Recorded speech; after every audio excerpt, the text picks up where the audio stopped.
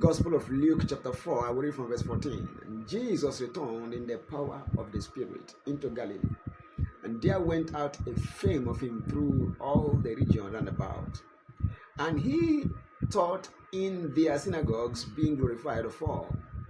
And he came to Nazareth, where he had been brought up. And as his custom was, he went into the synagogue on the Sabbath and stood up to read. And there was delivered unto him the book of the prophet Isaiah.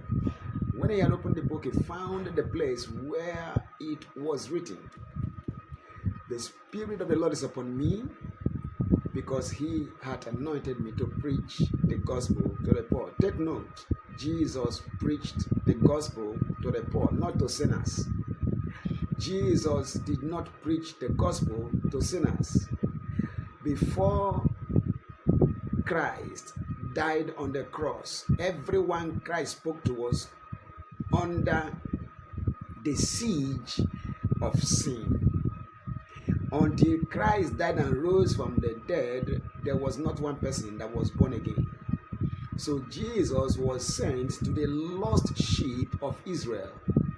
Matthew 10 and verse 6, it says so. He was sent to the lost sheep of Israel. Matthew chapter 15, if you read from verse 24 to verse 30, you're going to see it again. Jesus was sent to the lost sheep of Israel. He said, "I am come to seek and to save the lost." Now, instead of preaching the gospel to everyone, he preached the gospel to the poor.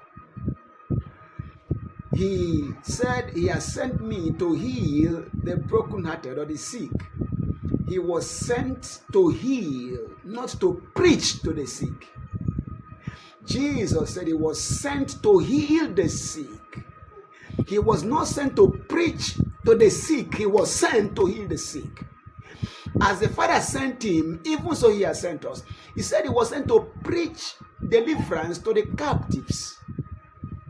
Not the same gospel, but deliverance.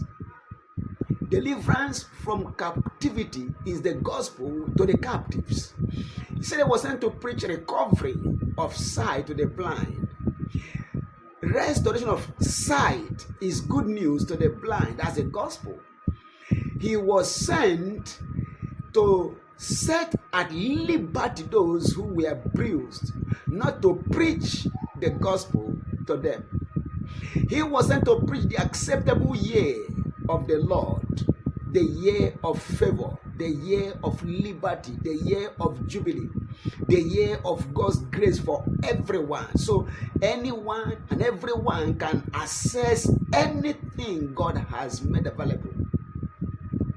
Jesus closed the book and gave it again to the minister and sat down. The eyes of all them that were in the synagogue were fastened on him. And he began to say unto them, "This day is this scripture fulfilled in your ears." In other words, whatever you have heard me say, I am here to execute, to implement. So today is the day for the poor to be free from poverty by taking responsibility. What must the poor do to be free from poverty? Jesus Christ gave the illustration in chapter 4 of Luke, verses 25 and 26. There were many widows when God sent Elisha to a widow who lived at Zarephath. God commanded the widow. He said, "I'm going to send my prophet, feed him when he comes, house him, give him whatever he needs." Elijah got to the widow. The widow welcomed him and did what God commanded her to do. She housed Elijah. She fed Elijah. And for 3 years and 6 months, Elijah lived with that woman. No paying of rent, no paying for food, nothing. The woman took care of Elijah. And God, because of her commitment to giving to the prophet, God took care of all of her needs. Even when the son was killed, Elijah was used by God to restore life to that dead son of that woman. Listen. If you want to be free from poverty, commit yourself to partnering with God in the execution of his agenda on earth. By giving, make a commitment to make for God first. Whatever must be put into the gospel, to push it on and push it forward. be committed to that, and God will meet your needs. What about the sick? There were many lepers in the time of Elisha. Naaman came, heard what Elisha said to do, obeyed the word of the prophet, and was healed. Meanwhile, the lepers of Israel did not bother about hearing the word of Elisha. They didn't bother about doing what Elisha said, so they lived and died as lepers. So to be free from leprosy, hear the word from the mouth of God's prophet and do whatever he says to do. Christ, a man who was born blind, he made mud, plastered the man's eyes, said, go to the pool, Salome, and wash. John chapter 9, he went and washed and came back seeing. He saw a man who was paralyzed for 38 years. He said, rise, carry your bed and go home. The man got up and walked away. He saw a man who had a withered hand in Luke chapter 6. He said, stretch forth your hand. Listen, there's always what to do if you can hear. So you hear, you do, you are healed. That's all. For he sent forth his word and healed them. And he delivered them from their destruction. What am I saying? Jesus Christ met different categories of people, and for each of them he gave the good news. To the poor, your days of poverty are over. What must you do? Rush into the kingdom, hear the word of the king, and get committed to being a part of God's kingdom work, and God will meet your needs. That's all. That's all. To the sick, you need to hear what the prophet God says or something goes, and then receive ministry from him and be free. Obey what he says.